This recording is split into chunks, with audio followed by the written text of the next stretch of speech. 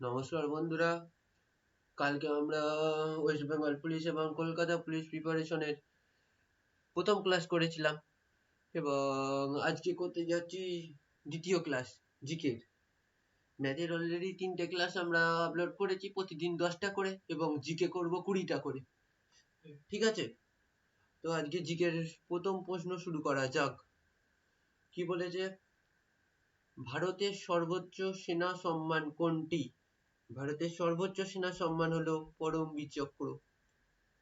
ঠিক আছে, ভারতের সর্বোচ্চ সম্মান হলো সেনা সম্মান হলো পরমবীর চক্র, আর ভারতের সর্বোচ্চ নাগরিক সম্মান হলো ভারত রত্ন।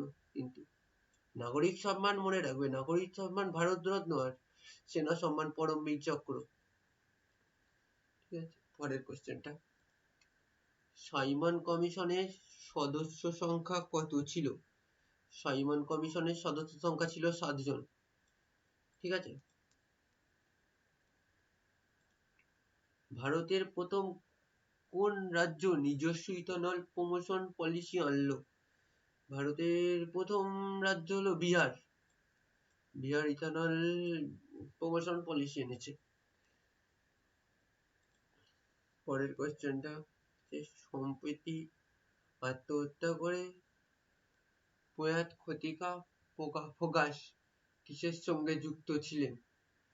প্রয়াত খতিকা ফোগাস যুক্ত ছিলেন কুতির সঙ্গে।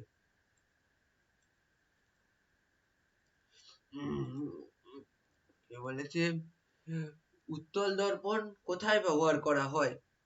উত্তল দর্পণ করা হয় গাড়ির আয়নায় ব্যবহার করা হয় উত্তল দর্পণ। ঠিক আছে, এখানে বলি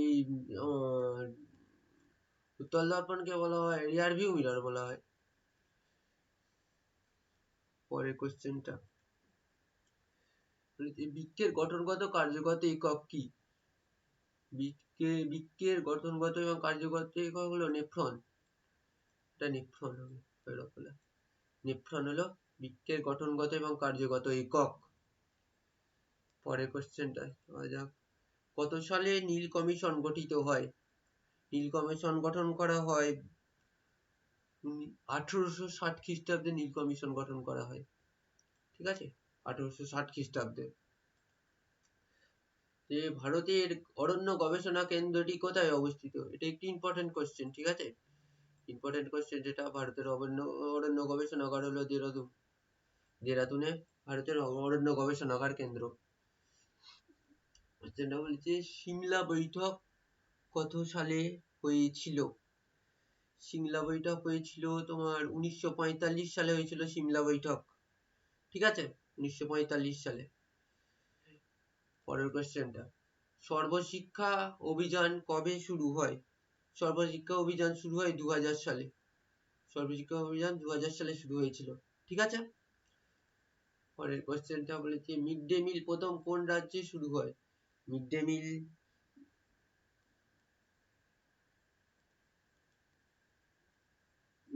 প্রথম কোন রাজ্যে শুরু হয়? ঠিক আছে, মিড ডে মিল প্রথম শুরু হয় তামিলনাড়ুতে। ঠিক আছে, তামিলনাড়ুতে প্রথম মিড ডে মিল শুরু হয়। পরের কোশ্চেনটা কি বলেছে, সাতপুরা কি প্রকৃতির পর্বত? সাতপুরা হলো স্তূপ পর্বত। স্তূপ পর্বত হলো সাতপুরা। ঠিক আছে, গণপরিষদের প্রাথমিক সদস্য সংখ্যা কত ছিল? গণপরিষদের প্রাথমিক সদস্য সংখ্যা ছিল 389 জন। 389 জন ছিল। ঠিক আছে, পরের কোশ্চেনটা যাওয়া যাক, পশ্চিমবঙ্গে মোট কতগুলি জাতীয় উদ্যান আছে? পশ্চিমবঙ্গে জাতীয় উদ্যান আছে 6টি। পশ্চিমবঙ্গে মোট 6টি জাতীয় উদ্যান আছে। কোন জাতীয় উদ্যান কোথায় অবস্থিত আমি আবার পরে বলে দেবো তোমাদের। ঠিক আছে, পৃথিবীর প্রাচীনতম বন্দরের নাম কি? পৃথিবীর প্রাচীনতম বন্দরের নাম কি? লোথাল হলো প্রাচীনতম বন্দর।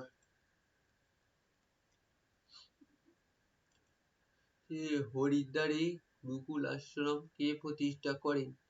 হরিদ্বারে গুরুকুল আশ্রম প্রতিষ্ঠা করেন স্বামী শ্রদ্ধানন্দ। স্বামী শ্রদ্ধানন্দ। ভারতে প্রথম বিমান চলাচল শুরু হয় কোন সালে? ভারতে প্রথম বিমান চলাচল শুরু হয়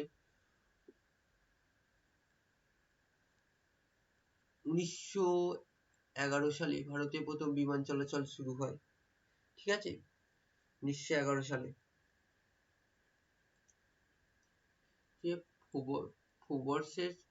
ফোর্বসের লিডারশিপ অ্যাওয়ার্ড 2020-21 দ্বারা সম্মানিত হলেন কোন অভিনেতা?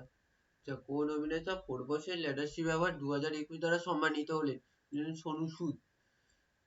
সোনু সুদ তার জনহিতকর কাজের জন্য এই লিডারশিপ অ্যাওয়ার্ডটা পান, ঠিক আছে। 74 বলছে বৈদ্যুতিক বাতির মধ্যে কোন নিষ্ক্রিয় গ্যাস থাকে? বৈদ্যুতিক বাতির মধ্যে থাকে আর্গন। পরেরটা কি বলেছি, চিংড়ির রেচন অঙ্গের নাম কি? চিংড়ির রেচন অঙ্গ হলো সবুজ গ্রন্থি, হলো চিংড়ির রেচন অঙ্গ, ঠিক আছে। সবুজ গ্রন্থি হলো চিংড়ির রেচন অঙ্গ। আচ্ছা, আজকে 20টা আমরা সম্পন্ন করলাম এবং পরে আবার কালকে আরো 20টা করবো। এভাবে প্রতিদিন 20টা করে, মানে সপ্তাহে 140টা আমরা জিকে করব এবং 70টা করে ম্যাথ করব প্রতি সপ্তাহে, ঠিক আছে। এছাড়া আমি আর কি বলে ওটা, এএনএম জিএনএম এর জন্য আমরা নতুন কোর্স চালু করব। সেটা আলাদা করে আমরা কোশ্চেন করবো এবং আলাদা করে ভিডিও আপলোড করব সেটা, ঠিক আছে। এই কোশ্চেন গুলো শুধুমাত্র কলকাতা পুলিশ এবং ওয়েস্ট বেঙ্গল পুলিশের জন্য, ঠিক আছে। আজকে তাহলে রাখলাম।